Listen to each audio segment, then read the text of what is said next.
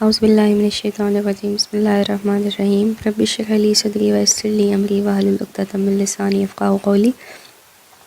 یہ جو انیشیٹو لیا گیا ہے ینگ مدرس کو اینڈ آف ٹائم کے لیے تیار کرنے کا، اس کا سب سے پہلا سٹیپ یہ ہونا چاہیے کہ ہم لوگوں کو اپنے ایمان کو اتنا مضبوط کرنا ہے کہ سب سے پہلے اپنے اندر سے اینڈ آف ٹائم کا ڈر ختم کرنا ہے۔ اور میں سمجھتی ہوں کہ ایمان کی جو مضبوطی ہے نا، اس کی راہ میں جو رکاوٹیں ہیں، ان میں سب سے بڑی رکاوٹ یہ ہوتی ہے کہ ہم لوگوں کو موت سے ڈر لگتا ہے۔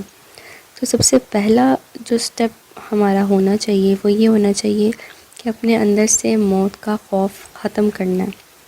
اور ایونچولی پھر اپنی اولاد کے اندر سے بھی موت کا خوف بالکل ختم کرنا ہے۔ اس کا طریقہ کار یہی ہے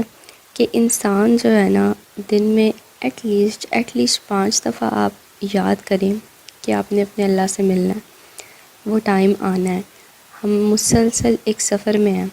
ہماری زندگی کا یہ سفر کب ختم ہو جائے ہمیں کچھ پتہ نہیں ہے۔ اللہ تعالیٰ نے ہماری روح کو بنایا تھا، اس کو عالم ارواح میں رکھا تھا، جہاں سے ہم سے یہ عہد لیا گیا تھا الستو بربکم، اللہ تعالیٰ نے پوچھا تھا کہ تمہارا رب کون ہے؟ تو وہاں پہ سب روحوں نے کہا تھا کہ بے شک اللہ آپ ہی ہیں۔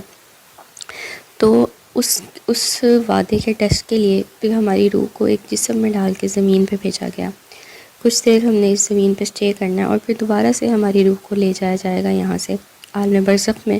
اور اس کے بعد قیامت، اور پھر جنت اور دوزخ کی ہمیشہ کی زندگی، اور انشاءاللہ جنت کی زندگی ہمیشہ کی۔ تو یہ ایک سمجھ لیں کہ ایک پروسیس ہے، ہر انسان نے اس سے گزرنا، ہمیں اس کا پتہ ہے، لیکن اس کے باوجود ہم ڈرتے ہیں۔ ہم اس بات سے ڈرتے ہیں کہ ہمارا جو موت والا سٹیپ ہے نا، جب ہم نے اس دنیا سے جانا ہے، جب ہماری روح نے اس جسم سے نکل کے عالم برزخ میں جانا ہے، وہ کیسے ہوگا، وہ کس طرح سے ہوگا، تکلیف ہوگی کتنی ہوگی۔ تو اگر ہم اپنا فوکس تکلیف سے ہٹا کے اپنے سفر پہ رکھیں اور یہ سوچیں کہ یہ سفر سب نے کیا ہے اور ہم نے بھی کرنا ہے، اور اس کے لیے اپنے آپ کو مینٹلی طور پہ پریپیئر کریں، تو میرے خیال میں موت کا خوف انسان کے دل میں نہیں رہتا پھر۔ اور جب آپ اپنے آپ کو اتنا مضبوط کر لیں تو اسی بات کو ایک سٹوری کی شکل میں اپنے بچوں کو بتائیں، تاکہ ان کے دل سے بھی موت کا خوف نکلتا جائے۔ جب موت کا خوف انسان کے دل سے نکل جاتا نا، تو پھر انسان فائدے نقصان سے بہت اوپر ہو کے اپنے